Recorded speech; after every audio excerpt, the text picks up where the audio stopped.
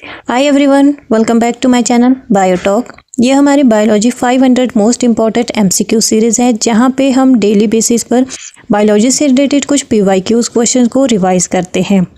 ये हमारा पार्ट 11 है। अगर आपने बाकी के पार्ट्स अभी तक नहीं देखे हैं तो आप चैनल की playlist question of the day में जाके उनको चेक कर सकते हैं। आप चाहे तो वीडियो के एंड में अपना स्कोर भी हमें शेयर कर सकते हो, जिससे आपको भी ये अंदाज़ा हो सके कि आपको कितनी तैयारी अभी करनी बाकी है और कितनी तैयारी आपने कर ली है। अब ऐसा नहीं है कि ये जो बायोलॉजी से रिलेटेड क्वेश्चन है ये सिर्फ बायोलॉजी एग्ज़ाम के लिए ही इम्पोर्टेंट है। ये आपके जो टेट मेडिकल एग्ज़ाम है उसके लिए भी इम्पोर्टेंट है, और बाकी सारे जो कॉम्पिटिटिव एग्ज़ाम होते हैं जिनमें बायोलॉजी से रिलेटेड या जनरल साइंस से रिलेटेड क्वेश्चन पूछे जाते हैं उनके लिए भी ये इम्पोर्टेंट है। सो आज के इस वीडियो का हमारा फर्स्ट क्वेश्चन है, wild relative of cultivated plant are conserve because they. Wild relative जो है कल्टिवेटेड प्लांट के, उनको कंजर्व किया जाता है क्यों? ऑप्शन है हमारे पास, because they are transgenic, because they carry valuable genetic diversity, because they are easy to cultivate, और दे आर मोर प्रोडक्टिव। तो इस क्वेश्चन का राइट आंसर हमारे पास आ जाता है because they carry valuable genetic diversity. Valuable genetic diversity वो carry करते हैं, इसलिए उनको कंजर्व किया जाता है ताकि आगे के लिए भी वो ट्रेड को हम संभाल के रख सकें। नेक्स्ट क्वेश्चन है हमारे पास, which of the following is referred as lungs of the earth. ये तो सबसे आसान क्वेश्चन है और हर एक एग्जाम के लिए ये इंपॉर्टेंट है, और बहुत सारे एग्जाम में ये पहले भी आया हुआ है।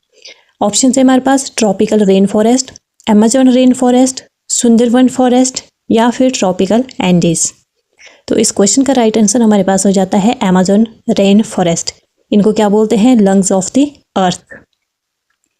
नेक्स्ट क्वेश्चन है हमारे पास, which is not true for a species. कुछ जो स्टेटमेंट्स दी है इनमें हमने बताना है कि कौन सी स्पीशीज़ के बारे में ट्रू नहीं है। ट्रू नहीं है, नॉट लगा हुआ है इसमें, मतलब स्पीशीज़ के बारे में वो और जो स्टेटमेंट है वो सही नहीं है। ऑप्शन है हमारे पास, gene flow occurs between population of same species.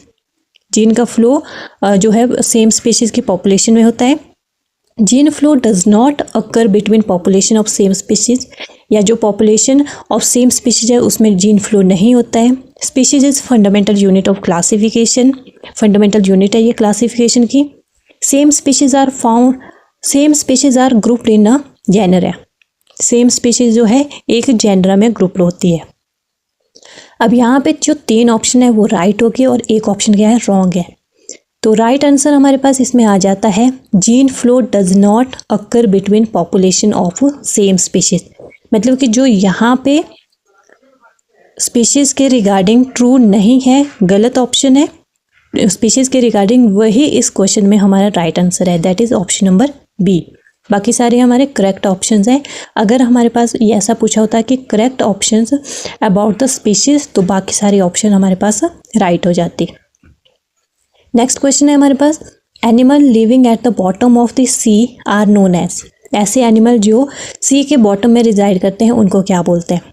Options है, पेलेजिक, लोटिक, ल्यूटिक, या फिर benthic. Option D is the right answer, that is benthic. Next question है हमारे पास, what is common among silverfish, scorpion, crab and honey bee. इन सबके जो common feature है वो कौन सा है ये बताना है हमने। ऑप्शंस है, compound eye, poison glands, jointed appendages, metamorphosis. Right answer है इस क्वेश्चन का जॉइंटेड अपेंडेजेस। इन सभी ऑर्गेनिज्म के पास जॉइंटेड अपेंडेजेस होते हैं। तो राइट आंसर हमारे पास आ जाता है option number C. Next question है हमारे पास, epithelial cells of intestine involve in food absorption have dash dash on their surface. अब जो एपिथेलियल सेल है इंटेस्टाइन के, वो फूड एब्जॉर्प्शन में इन्वॉल्व होते हैं। वो किस लिए इन्वॉल्व होते हैं, क्योंकि उनके सरफेस पे क्या प्रेजेंट होता है वो हमने बताना है। ऑप्शन है हमारे पास, zymogen, granule, microvilli, pinocytic vesicle और फेगोसाइटिक वेसिकल। राइट ऑप्शन आ जाता है हमारे पास माइक्रोविलाई। माइक्रोविलाई क्या है? इंटेस्टाइन में जो एपिथेलियल सेल है उसमें प्रेजेंट होती है और ऑब्जॉर्प्शन का एरिया भी इंक्रीज कर देती है, और मैक्सिमम ऑब्जॉर्प्शन ये शो करते हैं यहाँ पे। नेक्स्ट क्वेश्चन है, during Stearns exercise glucose is converted into, जब हम बहुत सारे जो एक्सरसाइज कर लेते हैं, जैसे स्टर्नस एक्सरसाइज कर लेता है कोई, तो उनकी बॉडी में जो ग्लूकोज है वो किस में कन्वर्ट होता है? ऑप्शंस है starch, lactic acid, glycogen, pyruvic acid. Right answer हमारे पास आ जाता है लैक्टिक एसिड। स्टर्नस एक्सरसाइज के दौरान ग्लूकोज जो है कन्वर्ट हो जाता है लैक्टिक एसिड में, इसीलिए हमारे जो लेग्स हैं उनमें क्रैम्प्स भी पड़ जाते हैं, क्योंकि वहाँ पे एक्यूमुलेशन हो जाती है लैक्टिक एसिड की। नेक्स्ट क्वेश्चन है हमारे पास, largest part of human eye is, human eye का लार्जेस्ट पार्ट कौन सा है? ऑप्शंस है retina, iris, pupil and cornea. Right option आ जाता है हमारे पास रेटिना। नेक्स्ट क्वेश्चन है, which hormone is known as fight and flight hormone?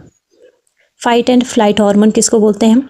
Options है adrenaline, insulin, oxytocin, norepinephrine. तो राइट आंसर आ जाता है हमारे पास एड्रेनालिन। एड्रेनालिन को क्या बोलते हैं? फाइट एंड फ्लाइट हार्मोन बोलते हैं। एपिनेफ्रिन एड्रेनालिन का दूसरा नाम आ जाता है। नेक्स्ट क्वेश्चन है हमारे पास, filter feeding is a kind of nutrition named. Filter feeding जो है किस टाइप का न्यूट्रिशन है ये बताना है हमने। ऑप्शंस है होलोजोइक, पैरासिटिक, सेप्रोफिटिक या फिर autotrophic. Option A is the correct answer. I hope this video is useful to you. Don't forget to share your score. Thank you so much for watching the video.